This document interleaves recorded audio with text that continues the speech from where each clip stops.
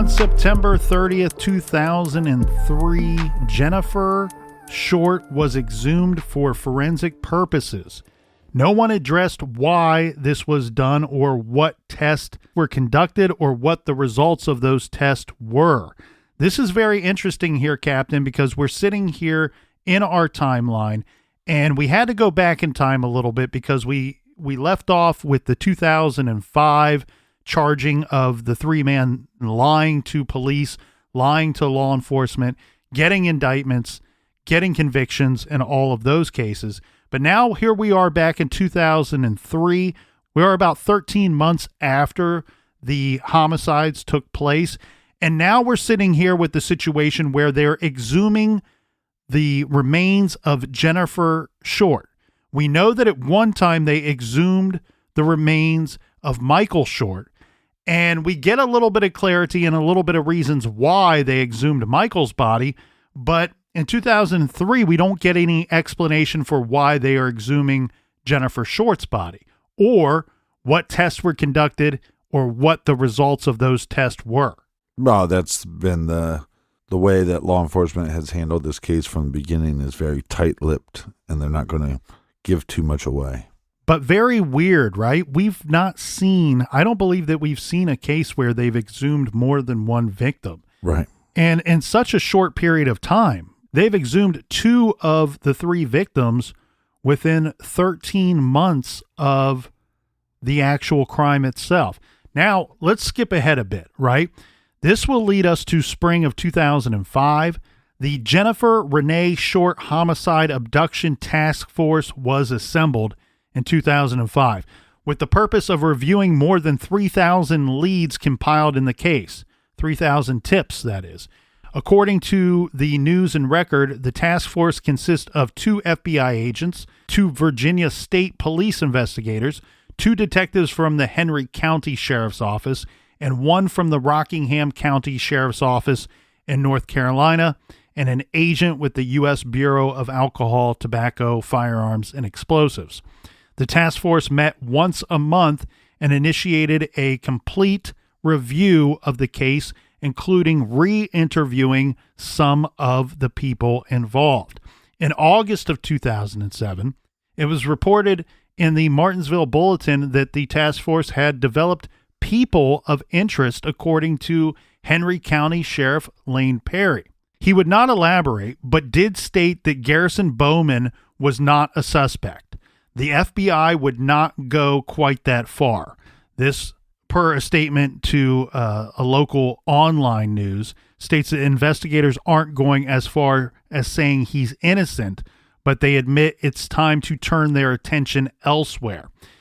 In Mr. Bowman's particular case, he was someone looked at early on in the investigation. The evidence has not panned out to this point that any indictments or arrests are imminent or pending in the foreseeable future. So that's really interesting, where you have this guy that there's a lot of people pointing their finger to him. We know that 3 of them get convicted of lying to police, and it seems like within the task force itself, there's a little bit of a discrepancy as to whether he should still be considered a suspect or not, where we have some people going on record stating he is not a suspect as of 2007, and then others saying, well, we're not willing to say publicly that he is not a suspect at this time. Yeah.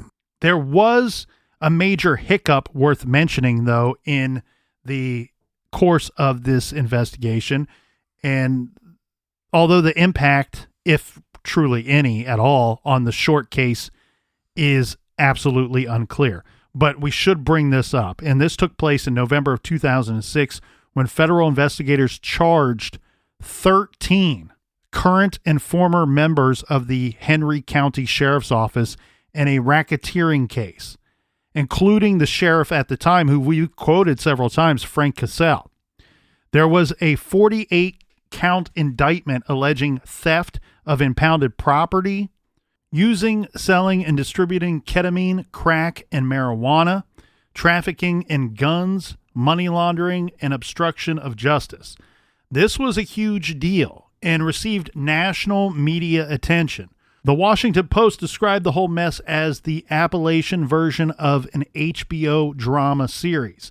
Sounds like a Tuesday to me. Let's hope not. Let's hope Tuesdays get better, right, Captain?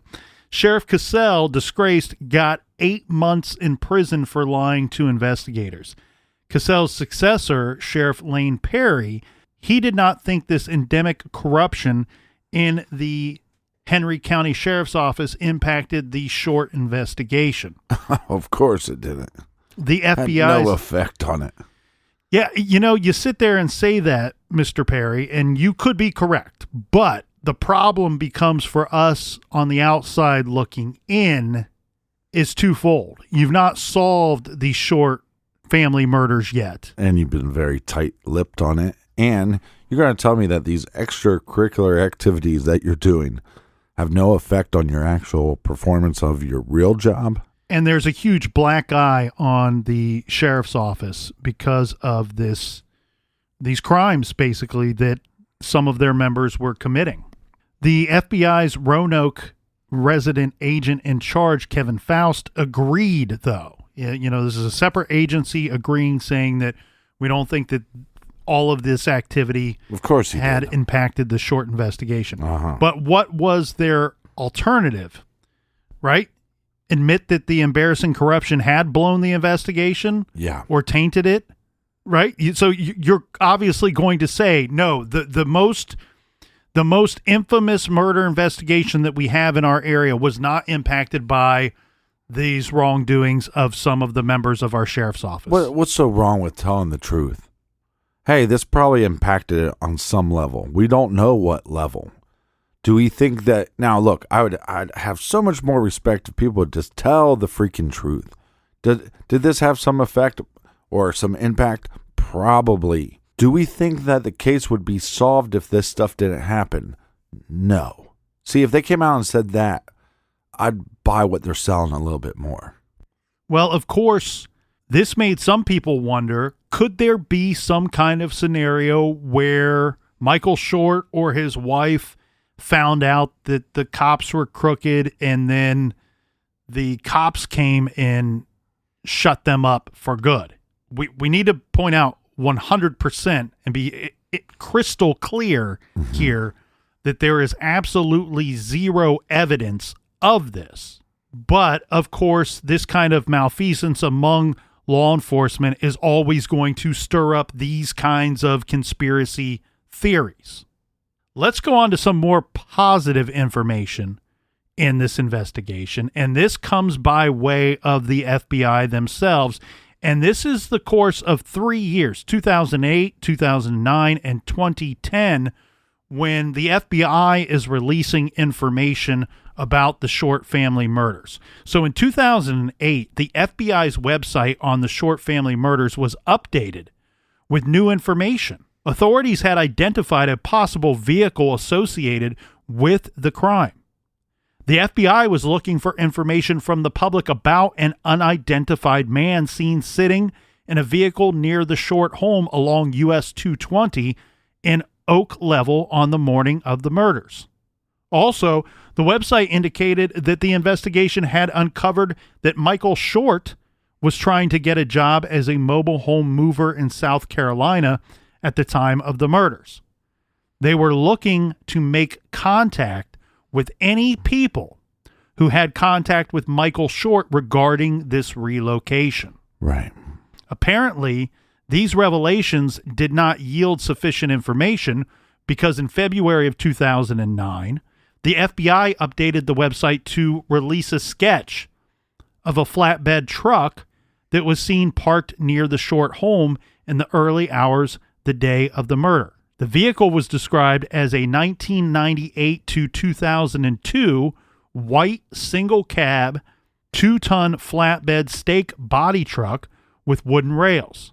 The cab of the unknown vehicle was believed to be similar in appearance to a 4500 series international truck. The next month, in March of 2009, the FBI took the additional step of releasing a sketch of the man seen in the flatbed truck near the Short house. He was described as a man in his 40s with a weathered complexion. So just to make sure I'm picking up what you're putting down, it seems like law enforcement is saying, hey, maybe him trying to move and make a transition in his life, he maybe came across somebody that would want to do him harm.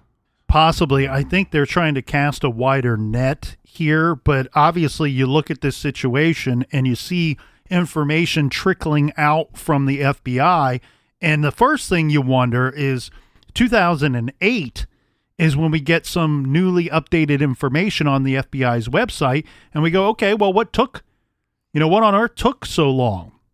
5 years or so to release this information in the sketches? They're selling illegal firearms and drugs. Well, not the FBI. This is information from the Federal Bureau of Investigation. I'm sure they're doing it too. It's not very encouraging to the investigation. Right. And again, this is what I just don't understand. And I will never, I don't know that I'm ever going to understand this. Math. 2008 is when they say, hey, we're updating this and we're looking for information from the public about an unidentified man and a unidentified vehicle seen near the Short home on the morning of the murders. Yeah, why didn't this come out 5 years prior? Not only that, why didn't that come out 5 years prior? Why did then they wait till February of 2009 to go, okay, well, here's a sketch to go along with that information that we released last year. Wow. Right? And then, nothing comes of that. So in March, let's release a sketch of the man now. We released a sketch of the vehicle. Now we're going to release a sketch of the man. It just seems like their heads are shoved up their own asses. Look, I can get it. I get it from a what had corruption. You know, we have a sheriff's office that has corruption in their office at the time. We know this based off of the arrest and the charges that stemmed from that investigation of corruption within the sheriff's office. It almost appears, too, that the FBI in this situation is kind of like figuring things out as they go. And I know that that's how an investigation works. You figure things out as you uncover evidence. No duh. However, they're making statements to the public asking for help and not really releasing all of the information that they believe that they have at the time. Because they're jackasses. It seems very odd. It seems like they don't really have a leader or a direction for this investigation. And again, that's not very encouraging, seeing that we're looking at this thing at our timeline. We are now 7, 8, 9 years into this timeline, and it seems or would appear as though that the investigation has no real direction. Well, again, maybe because of the corruption, maybe the FBI at this point said, hey, look, there was some stuff that we wanted law enforcement to put out, and they didn't want to. And they were the lead, so we let that not happen. We let them stay tight-lipped. But once this corruption came out, we felt it was our duty to put this information out. And that would at least explain the lazy timeline. One good thing for the case is we know that it was featured on America's Most Wanted twice. So that's always a good thing for a case, usually when you have a case that needs to drum up possible tips and information. Now, one thing that was revealed during the course of one of the America's Most Wanted episodes, one of the episodes was the source of the information that authorities had fingerprints and hair that they recovered from the murder scene. That's kind of the genesis of that information, which is good information in this case, positive information for the investigation. Now back to the FBI's website updates. Investigators of the Jennifer Renee Short Homicide Abduction Task Force, this is a statement that they released to the public, are seeking information from general contractors, independent contractors, construction companies, mobile home dealers, mobile home parts suppliers, mobile home transporters, or mobile home salvage yard owners who conducted business with Michael W. Short or MS Mobile Home Movers between January 1, 2001 and August 15th, 2002. Investigators are seeking information regarding the identities and locations of individuals who worked with Michael W. Short or his company, MS Mobile Home Movers, on a weekly or day-to-day basis to include migrant workers. Some of these individuals may have worked solely on a cash basis. They are also interviewing anyone who utilized Michael Short's mobile home moving business, and they are attempting to identify any person or persons who saw or was in contact with Mary or Michael Short between August 1st, 2002 and August 14th, 2002. This all seems and sounds very broad and shows that even years after the crime, they are pretty much clueless about where to start in their investigation. Even so, now looking at it through new eyes, through this new task force. But the scope of the investigation was even broader. Per the FBI's website, several years prior to their deaths, Michael and Mary operated a business moving mobile homes. At the time of their deaths, the Shorts were considering moving to South Carolina. As a result, during the spring and summer of 2002, Michael Short made several trips to areas in South Carolina surrounding the following cities: Bennettsville, Florence, Conway, and Myrtle Beach to seek employment. Investigators from the Jennifer Renee Short Homicide Abduction Task Force will be conducting interviews from May 17th to May 20th, 2010 in the following South Carolina cities, and it lists the same cities that they list earlier. So the investigators traveled to all of these areas, and they put it out there in advance before going there. Hey, if you spoke to Michael Short or you have anything to do with this investigation or his business or the family relocating, if you might have any information at all, you can meet us in one of these cities on those dates and speak with us. Which seems like a desperate move. It also seems like a reasonably smart move to me, though, too. But again, I don't know. It really feels like they're kind of fishing for something, anything at this point in their investigation. But you got to give them kudos for covering all bases and not giving up on this investigation. And then in a very strange turn of events here, Captain, this brings us to February 20th of 2019, when the home that the Shorts were killed in burned down, even though it was vacant at the time.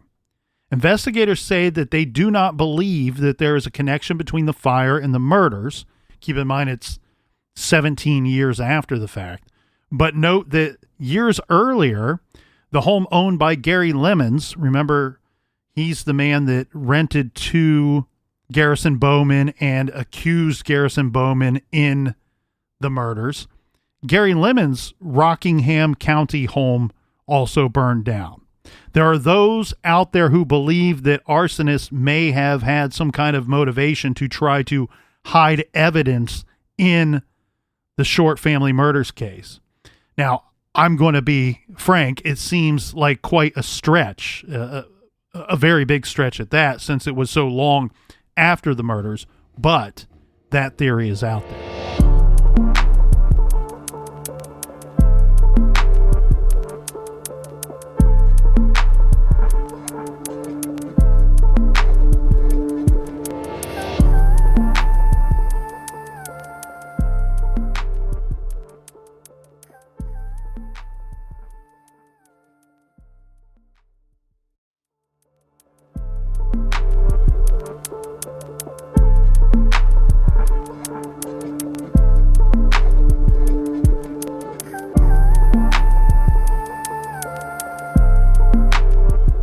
All right, we are back. Cheers, mates, to the windows, to the walls.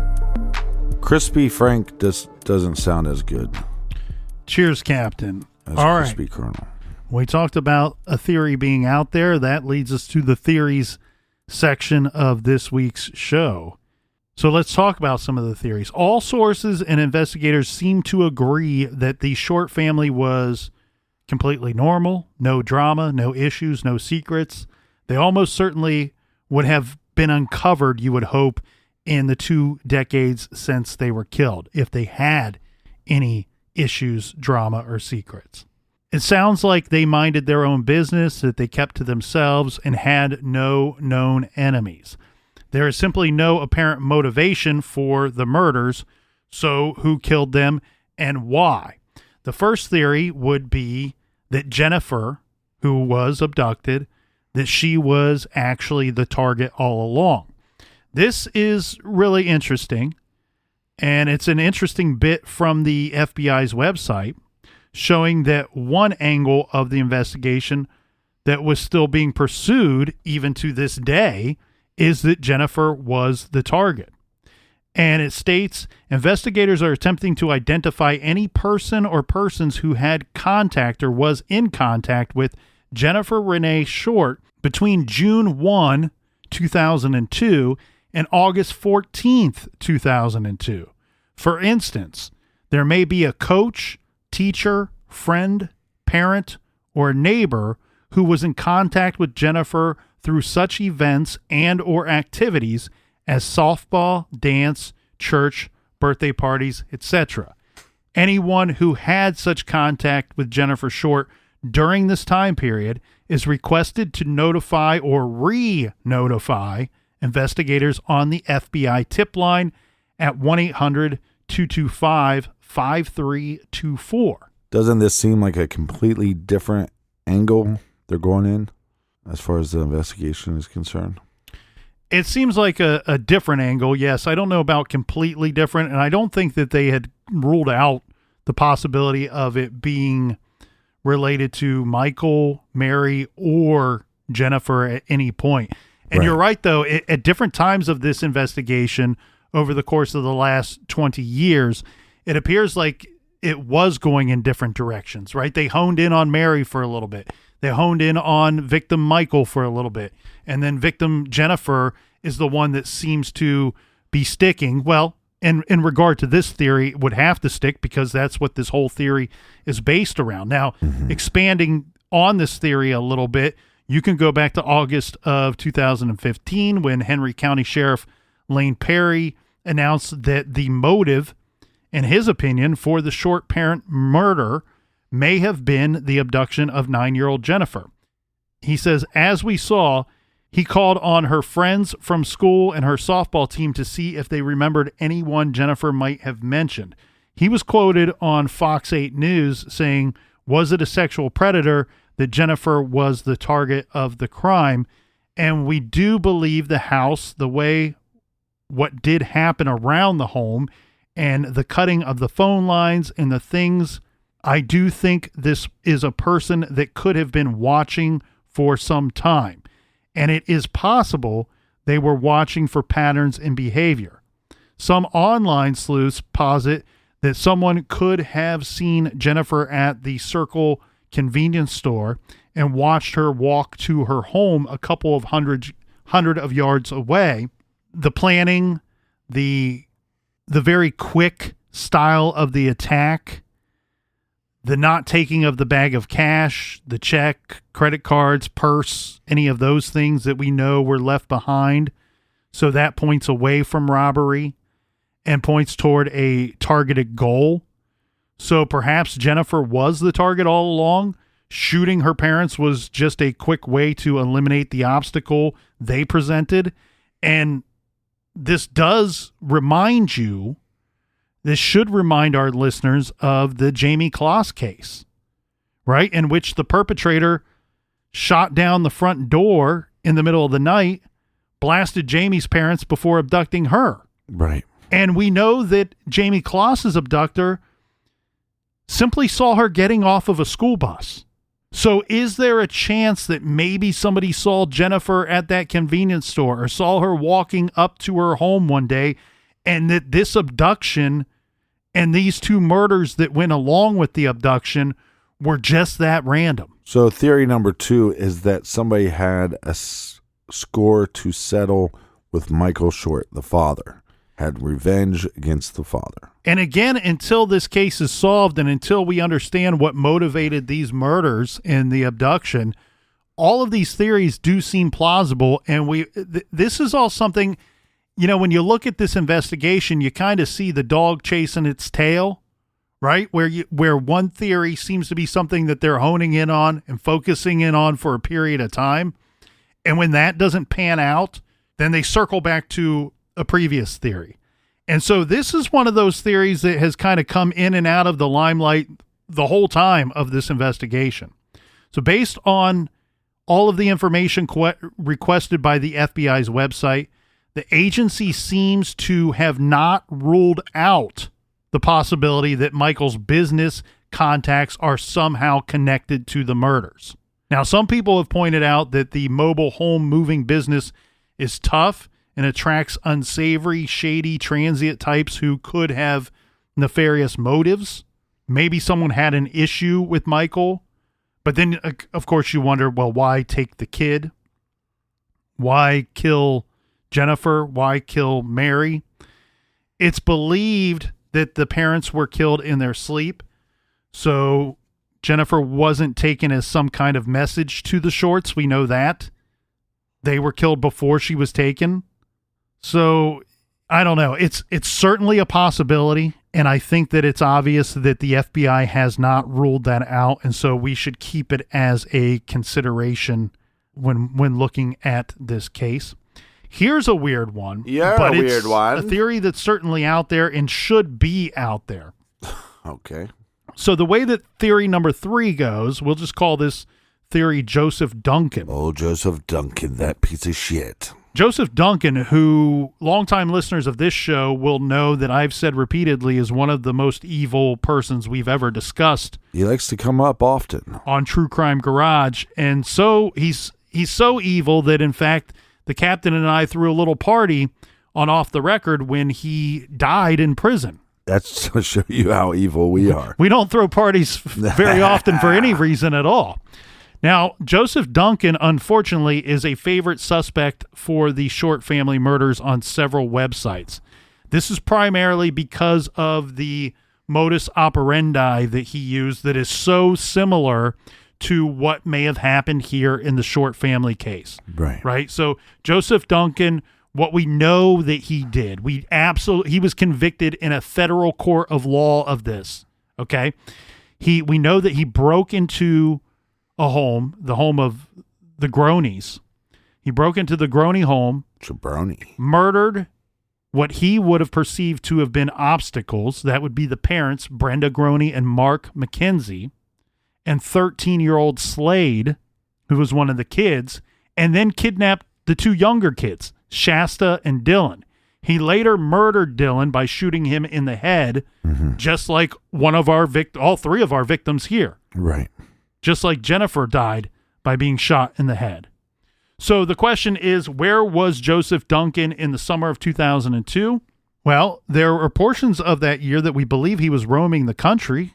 According to darkideas.net, he used Minnesota and North Dakota as home bases and had no known ties to Virginia, where our crime took place. But he turned up in Idaho when he carried out the Groney abduction, even though he had no connections known to there either. So it's not out of the realm of possibility. It seems like a stretch, seems unlikely. But according to several online sources, Duncan had a good friend that he visited in Florida, and he was known to roam far distances in search of prey. We know that based off of his other crimes, his other murders. So Duncan would seem like a good suspect given his known modus operandi and targeting of children. But if it's true that authorities have DNA, hair, and prints and evidence, that would seem to rule him out, right? We know that he was in their custody up until the time of his death.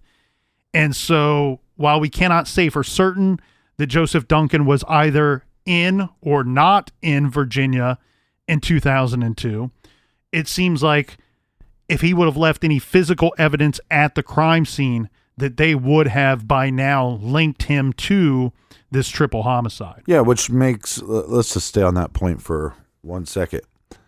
If they have DNA, at this point, it has not been matched with anybody because we would have an arrest. Yeah. So it almost seems like the person that committed these crimes has just never committed another crime or never been caught for another crime. Or remains unidentified in those crimes that they committed. Right. Theory number 4, well, that it could have been Garrison Bowman all along. He was the suspect that we discussed the most. He was the one that was pointed out by his landlord to law enforcement. Now we know that 3 men came forward and said, we think we saw him fleeing the crime scene. Oh, boom, they're convicted of lying to the police. Mm-hmm. So we've discussed this at length and what evidence pointed to him being the killer.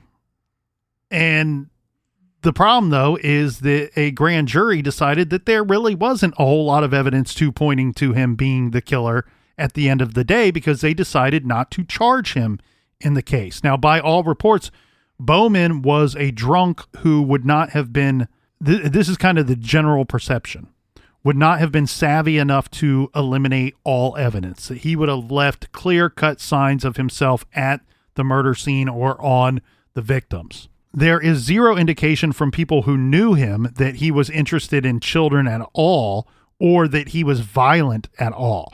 The only evidence is the odd timing of his departure for Canada and the unexplained map that we had mentioned. And it seems like that's kind of it. I don't really think that he is the guy. And I do want to make sure that I point out some of this other information here before we move off of Garrison Bowman. The way that I look at this and the way that I see things here, Captain, it looks to me that evidence against Bowman just wasn't there. Now, per the News and Record, this is from an old newspaper article, and it states, quote, detectives say they have not linked Bowman with the Shorts, neither through business or personal contacts, nor through forensics test. Bowman told that media outlet in 2004, this will hang over me for the rest of my life unless they find the person who did it. Unfortunately, Garrison Bowman was right. He died in 2014 with his name forever linked to the Short family murders. To this very day, 20 years after the Short family was killed, many in the area still believe that he may be responsible. And this is my problem with law enforcement sometimes in these cases, is when it's too tight-lipped, right? They might have information, like let's say they have Michael's phone records for his business, and there is no contact between him and this individual. There is no known record of having any contact with his business and this individual. If that's true, and law enforcement can tell you that, or they can go, look, we looked into this guy over and over, and what we come to find over and over is that we don't believe this guy is connected, then people could move on to other theories and spend time on other theories. There are a couple of theories that are not so out there, like the 4 that we just went through. Those 4 are by far the most popular theories, but a couple of thoughts that I have before we move on to some more recent movement in this case, if you want to call it that, would be a couple of ideas of people that we do know that are either close to the case or somehow injected themselves into the investigation itself. So one, this Timothy Sampson, remember, he's one of the 3 that was charged with lying to police. He is one that was charged with threatening the lives of 2 of the investigators that worked this triple homicide. The thought is that he and his friend wanted to claim the reward money that was out there. Now, look, this guy, sharpest tool in the shed?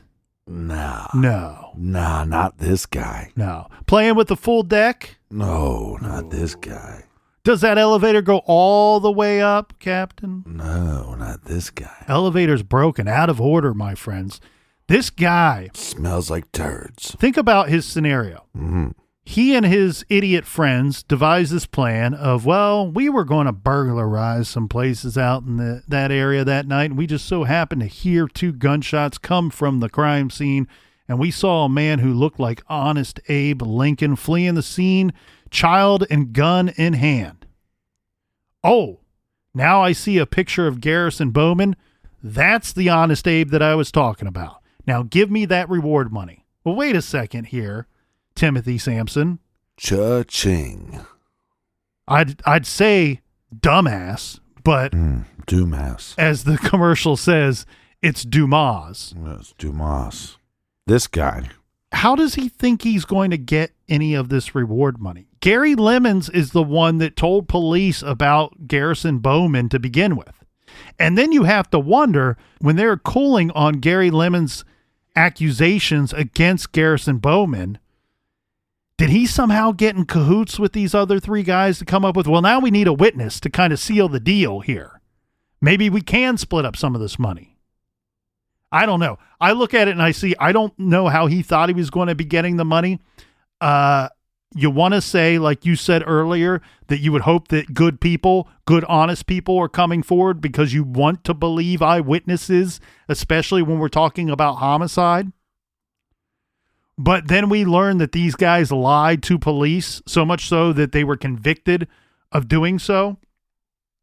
The other thing, too, with this Timothy Sampson is, and I can't figure out how this thing ended up shaking out, but at one point he was charged with being involved in the disappearance of a Dawn Inez Phillips, age 28.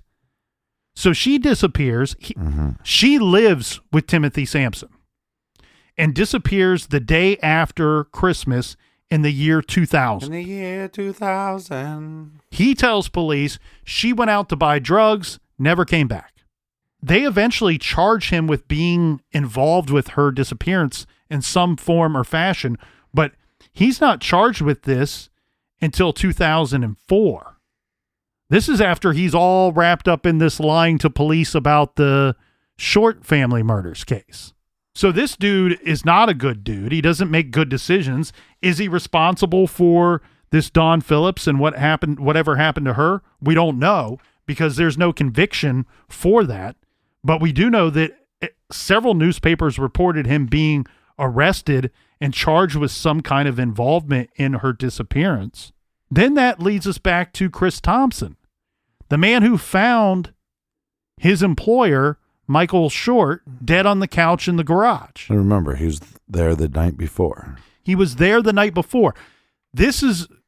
Look, this guy could be a saint for all we know. We do know, in Chris Thompson's defense, police have been vocal. They've not been vocal about a whole lot of things in this case, but one thing that they've been clear about to the media is Chris Thompson's been very cooperative. We've spoke with him on many occasions about the case, and he is a witness. He's a person that can provide information to the police and to their investigation. They've never considered him to be, or publicly stated for him to be, a suspect or even a person of interest. I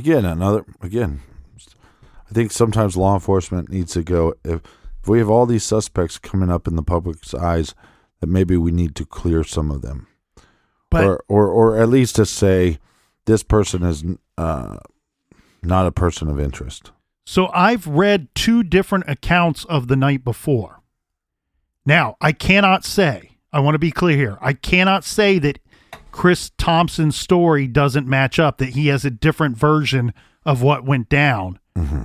All I can say is that there were 2 versions reported, and they're very short. And I'm a little ticked off that they are so short, because Captain's pointed this out. Everybody knows out there that the devil is in the details. What we need here in Chris Thompson's story is the details, because one report that I read was that he stated that he worked with Michael Short until late, and that when he left, he presumed that they would be going to bed shortly afterwards, and that Jennifer Short was already in bed when he left. The other version of that story is that the family went to Burger King, came home, and then after they got back, it's thought that they went to bed. Right. What we need to know, those two stories sound very different. Both of them could be absolutely true if we had all of the details, right? Is there a version where Chris Thompson says, I went with the family to Burger King, or only a portion of the family went to Burger King to pick up food for the rest of us, and when they got back, I left after they had returned? You know, there's any number of ways that both of those stories could be true. The problem, though, is what are the details? Fill in the blanks of that story, because if he says that he left the house and Jennifer Short is already in bed, yeah, she could have got up. Yeah, they could have woke her up and taken her to Burger King. Doesn't seem very likely, with her being 9 years old. Yeah, doesn't seem likely. But also but at 9 there's she's out of school for the summertime. See, I could see somebody going, "Hey, I'm going to run to Burger King really quick. You guys stay here." But I don't see both of the parents jumping in a car and leaving her in her bed. No. Make a lot of sense. And again, we need more details of that Burger King version of the story, right? Does somebody see all three family members? Does somebody see all three family members plus an extra person with them, which could be Chris Thompson riding along? Do they only see two of the family members? You see what I'm getting at? Right. We need more details of that night. I think that therein lies a big problem with this case, as far as the public anyway, looking at it and questioning, and rightfully so, questioning law enforcement as to why they've not solved this case. And you talk about moving on from somebody. Look, again, Chris Thompson could be an absolute saint for all we know. The person that we know that is not a saint is Timothy Sampson. He lied to police. He threatened law enforcement with their lives. He is believed to be somehow involved in the disappearance of Dawn Phillips. This person is not a saint, and I would be really curious. I'm really suspicious of this individual who is pointing the finger at somebody else, and he seems to be all wrapped up into criminal activity. I just feel like this has, when you bring up Joseph Duncan, that this just has a lot of similarities, and not saying that he's involved, but just this idea that this person would know that this 9-year-old was there. They abducted her. They abducted her for a reason. I think that's the cause of her parents being killed. It's so that they could abduct her and move her to a different location, and who knows how long she was there for. That's what my gut feeling tells me, and I think you were bringing up the point. You know, it could be somebody that saw her, you know, playing a sport, or somebody that met her through school. But I think this was very calculated, especially with, I think there was a taunting, and that's what the message was, but also the cutting of the phone lines. I think this was very calculated, and we have, you know, almost zero physical evidence that we know of. I mean, they've stated that there's some items that they're testing, but we don't know if that has come back conclusive that it's the perpetrator. You could find hair on the husband or hair on the wife, and then later on find out that they're at their friend's house and it's some dog hair or whatever. So I think this leans towards, and this is a scary crime. It leans towards the idea that they were targeting the 9-year-old. They're targeting Jennifer. I agree with that, and I'm going to base that simply off of the idea that I'm so smart. Yes. Case closed. Case closed. But let's go back to the other ideas, the Jamie Kloss case and the Joseph Duncan, the Groney family case. In both of those cases, very weird scenarios where people are murdered at the scene. There's some type of break-in into the home, and then the youngest child or the child is abducted. In both of those scenarios, those are incredibly rare crimes. Just like this Short family case that we're working on here. And in both of those cases, it was a perfect stranger. It was somebody that didn't know the family at all, but for whatever reason, locked in on one of the kids. They were targeted, and then the perpetrator watched the home for a bit of time before making his move. Right. And I almost feel like cutting the phone lines is indicative of a person watching the home before they make their move. I hate to say this, but I agree with you. In October of 2021, so less than a year ago, and here we sit now, Captain, almost 20 years to the day that the Short family was killed. I'm hoping and praying that we receive some kind of update, some kind of movement, some kind of proof that today the case is still very active and heading in the right direction finally, once we get to this 20th anniversary of such a dark day. But less than a year ago, in October of 2021, the Henry County Sheriff, Lane Perry, held a press conference about a new multi-jurisdictional task force he had convened earlier in the year to reopen the Short case. Making up the new investigative team, he said, is the Henry County Sheriff's Office, the Rockingham County Sheriff's Office, the Virginia State Police, and a federal officer. They intend to re-examine all the evidence and the case from start, and will make use of any new technology and testing that is now available. At the presser, Sheriff Perry seemed to imply that they have DNA evidence by saying that they need to sit down and evaluate new testing methods and see whether they have evidence that might be suitable. I'm going to break in with my own little thought here for a second, Captain, before finishing up this information that was released in this presser. But going back to the exhumation of Michael Short's body, and when police came out and said that we exhumed him because we needed to collect hairs that we failed to collect during the course of the autopsy, it makes you wonder, did they identify some kind of physical evidence that was found on Mary Short? Because keep in mind, they had not recovered Jennifer at this point. Had they found some kind of evidence, some forensic physical evidence on Mary Short, and then they go, okay, well, let's compare that to our other victim. Did we find that on our other victim? And that's when something alerted them that they had not collected hairs from Michael Short's body, right? If that statement from law enforcement to us, the public, is true. I wonder if it's as simple as a couple FBI agents lending their time to the case because it got some higher profile, and they go, hey guys, you missed this. You forgot to collect hair samples off this victim. It could be really something that simple. And then back to one of the other suspects that has been publicly named, the man who passed away in 2014, Garrison Bowman. So interestingly enough, at this press conference, when asked about Garrison Bowman, Sheriff Perry said, no one could be ruled out until the case is actually solved.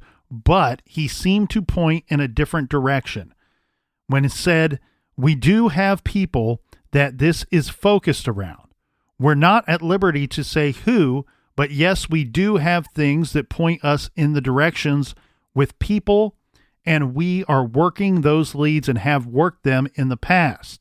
Perry goes on to say that there are some people that the evidence points to, but they don't have enough to ensure a successful prosecution.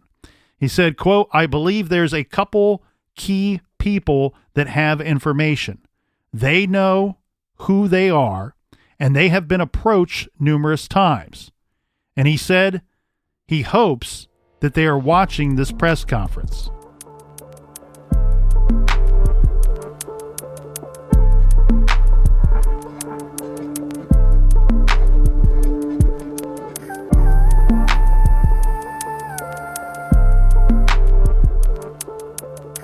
There is still a reward for $62,500 leading to the arrest of the suspects. If you have any information, please call the FBI tip line at 1-800-225-5324. That's 1-800-225-5324. Really fascinating case that we covered this week. If you have thoughts and opinions, make sure you go to truecrimegarage.com and comment on our blog. Colonel, do we have any recommended reading for the beautiful listeners? Thank you, Captain. This week, we are recommending Met Her on the Mountain by Mark Pinsky. In June of 1970, the body of 24-year-old Nancy Morgan was found inside a government-owned car in Madison County, North Carolina. It had been 4 days since anyone had seen or heard from Nancy. Met Her on the Mountain tells the story of this murder and chronicles Pinsky's efforts to solve the 40-year mystery once and for all. Check out Met Her on the Mountain by Mark Pinsky. You can find that great title and many more on our website, truecrimegarage.com, on the recommended page. And until next week, be good, be kind, and don't litter.